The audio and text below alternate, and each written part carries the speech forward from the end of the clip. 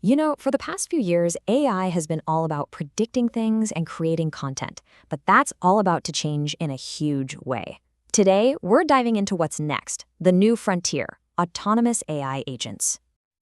We've all gotten pretty used to AI that can chat with us, answer a question, maybe whip up a picture.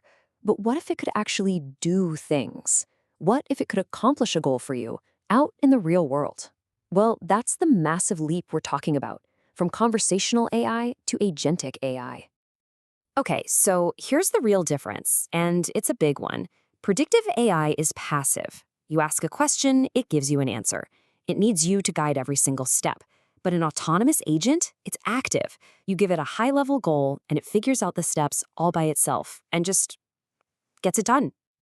And this isn't some small, incremental update. No way. As our source material says, this is a full-on paradigm shift to a new class of software. It's kind of like the difference between a calculator that just computes numbers and a self-driving car that actually takes you somewhere. One answers, the other acts. So how do these things actually work? To get that, we need to pop the hood and see what makes them tick. The best way to think about an agent is like a new digital kind of bionic teammate. And every single one of them has three core parts.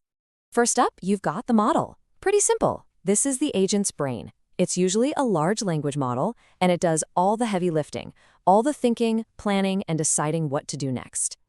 Next, an agent needs hands, and these are its tools. I mean, a brain is great, but it's pretty useless if it can't actually do anything, right? Tools are what connect that brain to the real world. Things like APIs, databases, you name it. They let the agent take real action. And finally, you gotta connect that brain to those hands. That's the orchestration layer. This is the nervous system. It's the constant loop that manages everything, deciding when the agent should think and when it should use a tool to act. So we have the brain, the hands, and the nervous system. How does it all come together? Well, it all boils down to this really simple but incredibly powerful cycle, the think, act, observe loop. This little loop right here is the engine that drives every single agent. It starts by thinking. It looks at the goal you gave it and makes a plan. Then it acts, using one of its tools to take the first step. And right after that, it observes the result. Did it work? What happened? And that observation feeds right back into the next thought. It's a cycle that just repeats and repeats until the goal is achieved. Okay, that sounds kind of theoretical, I get it. So let's use a real-world example we've all experienced. Imagine asking a customer support bot, where is my order number 12345? A standard chatbot would have no idea, but an agent, it can actually figure this out. So this is the think phase in action. The agent doesn't just guess, it creates a strategy. Step 1, I need to find this order in our company's database. Step 2, okay, got the tracking number, now I need to use the shipping carrier's API to see where it is right now. Step 3, take that live status and report it back to the user in plain English. And boom, that's the power of the loop. After running its little plan, the agent gives you a perfect, genuinely helpful answer. It pulled data from 2 different places and put it all together to get you what you needed. That's the magic. Now, it's really important to know that not all agents are created equal. They actually exist on a whole spectrum of capabilities. So let's quickly walk through the different levels to see how this technology is evolving. So at the most basic level, level 1, you have what we can call the connected problem solver. This is really just step 1, giving that AI brain its first set of hands, its first tools. It can't do complex plans yet, but it can now reach out into the world to answer questions it couldn't before, like using a search tool to tell you last night's game score. But things get way more interesting at level 2. This is where the agent becomes a real strategic planner. It's not just doing one-off tasks anymore. Now it can handle complex, multi-step goals.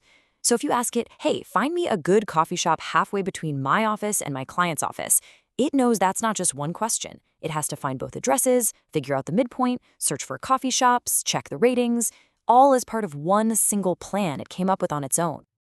Now, hold on, because level 3 is where the whole paradigm really shifts. We stop thinking about one single genius agent and start thinking about a whole team of them. This is where you build a system of specialized agents that all work together. Think about it like this. You have a main project manager agent, and its job is to launch a new product. So what does it do? It delegates. It tells the market research agent to go analyze competitors. It asks the marketing agent to draft some press releases. And it tasks the web dev agent with coding the new product page. This is how you start to automate entire business processes. It's a team of bots. All right, so building these incredible systems sounds amazing, but how do you actually make them reliable enough to use for real? Getting from a cool demo to a trustworthy product is a whole other ballgame.